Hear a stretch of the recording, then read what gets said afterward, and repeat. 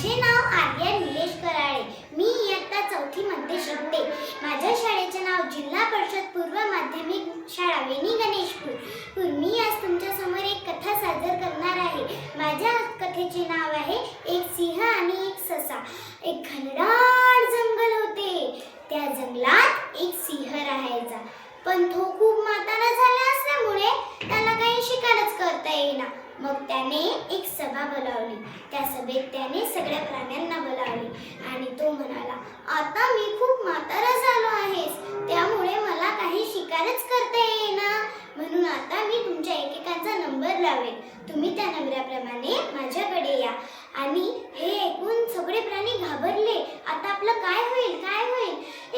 एकेकारून सगळे प्राणी मरू लागले. एके दिवशी आला सशाच्या आईचा नंबर.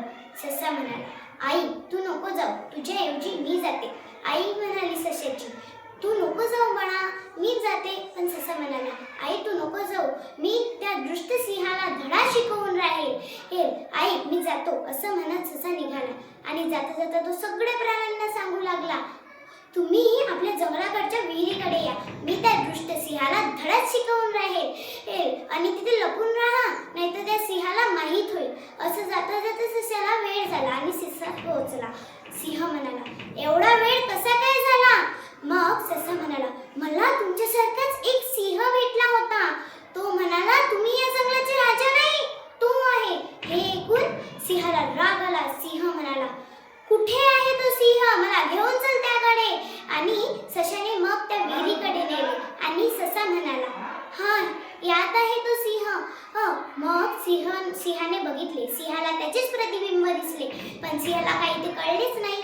सिंह जसं जसं करायचा, सिंह जसं जसं बोलायचा, तसे तसे त्याचे प्रतिबिंब करायचे. हे पाहून सिंहाला खूप राग आला आणि सिंहाने त्यात उडी मारली आणि सिंह डुबू लागला. तो म्हणू लागला, वाचवा वाचवा वाचवा. पण त्याची मदत कोणीही केली नाही. या गोष्टीचे बोध, कधीही शक्तीपेक्षा युक्ती मोठी आणि आपला हुकूम कधीही कोणावर टाकू नये.